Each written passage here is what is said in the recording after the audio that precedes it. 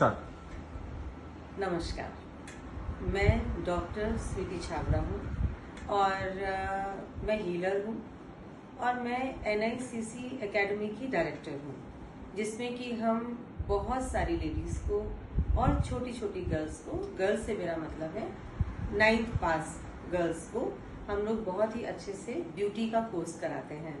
मैं बहुत ही शुक्रगुजार हूँ हर्षा कुमावत की और कविता बलदेवा की, जिन्होंने मुझे ये मौका दिया कि मैं आप सभी से रूबरू हो सकूं। तो बच्चों, आज का जो हम पाठ पढ़ने जा रहे हैं वो कुछ ऐसा है कि हमें सिर्फ 2 चीज़ों पे फोकस करना है।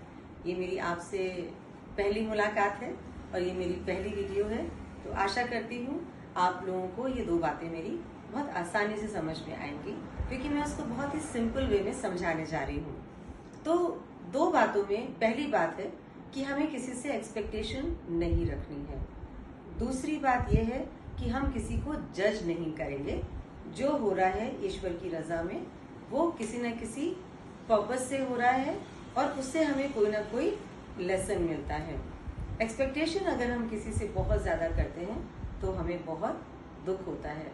एक शेर इस बात पर, कभी भी जब कोई सिचुएशन आपके मुताबिक नहीं होती है तो बहुत काम करता है कि कुछ तो मजबूरियां रही होंगी, यूं ही कोई बेवफा नहीं होता।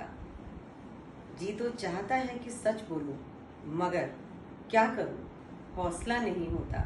तो इससे हम दूसरों को थोड़ा सा मार्जिन दे सकते हैं और हम अपनी बात को अपनी काउंसलिंग के लिए समझ सकते हैं कि शायद किसी की कोई मजबूरी रही होगी। अगर आप इमेजिन करिए कि कोई आपका बहुत करीबी दोस्त है और आपका बर्थडे है और आपको उससे बहुत उम्मीद है कि वो आपके लिए बहुत कुछ अच्छा सा अरेंजमेंट करेगा, लेकिन जब आप मौके पे पहुंचते हैं तो कोई भी अरेंजमेंट नहीं होता। हम कितना हर्ट हो जाते हैं, कितना दुखी हो जाते हैं। लेकिन अगर हम विदाउट एक्सपेक्टेशन मौके पे पहुंचते और किसी ने थोड़ा सा भी हमारे लिए रोजेस सजा दिए होते, केक मंगा लिया होता, तो हम बहुत हैप्पी हो जाते हैं। तो this is just state of mind. Second, एक स्टोरी शेयर करना चाहूंगी कि हमें किसी को जज नहीं करना चाहिए। ये ओशो की स्टोरी है। एक आदमी के पास में बहुत ही खूबसूरत एक घोड़ा होता है, सफेद रंग का, और दूर दूर तक उसकी बहुत ही शोभा होती है कि उस आदमी के पास बहुत ही नायाब घोड़ा है। तो बहुत से राजा उसको बोलते हैं कि तुम मनचाही हमसे जमीनें ले लो, अशर्फियां ले लो, लेकिन वो घोड़ा हमें दे दो। लेकिन वो आदमी इमोशनली अटैच होता है उस घोड़े से और वो उसको घोड़ा नहीं देता है। नेक्स्ट डे वो घोड़ा भाग जाता है। अब वो जो अपने करीबी लोगों के पास बैठा होता है तो वो कहते हैं, देखो तुम कितने बेवकूफ हो, तुम अगर घोड़ा दे देते तो हमारे पास आज कितनी अशर्फियां और कितनी जमीनें होती। बोला कोई बात नहीं, ईश्वर सब अच्छा करेगा। अब दूसरे दिन वो घोड़ा अपने जैसे 4 घोड़े लेकर आ जाता है। घर वाले बहुत खुश हो जाते हैं। तो वो बोला कि तुम लोग जजमेंट मत लो, हो सकता है इसमें क्या लेसन आने वाला है अभी आपको पता नहीं है।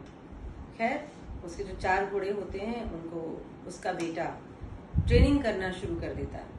जब वो ट्रेनिंग कर रहा होता है 4 घोड़ों की, उसका यंग बेटे के ऊपर एक घोड़े का पैर पड़ता है और वो हैंडीकैप्ड हो जाता है। अब घर वाले फिर परेशान कि ये क्या हो गया, लेकिन वो बंदा कहता है कोई बात नहीं, इसमें भी कुछ अच्छा, कुछ लेसन होगा। क्या होता है, थोड़े ही दिनों में एक राजा उस राज्य पे चढ़ाई करता है। उस गांव के जितने भी यंगस्टर्स होते हैं उनको ले लिया जाता है सेना में।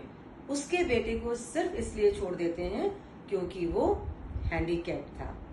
तो आप लोगों को इतनी सी बात तो समझ में आई होगी कि बहुत सुख जब होता है उसमें भी कुछ ना कुछ लेसन होता है, और जब बहुत दुख होता है तो उसमें भी कुछ ना कुछ लेसन होता है। तो डोंट जज एनीथिंग, कभी कभी हमें उसकी रजा में राजी रहना चाहिए। तो आज इतना ही, और मैं आपके साथ हमेशा जुड़ी रहूंगी। धन्यवाद।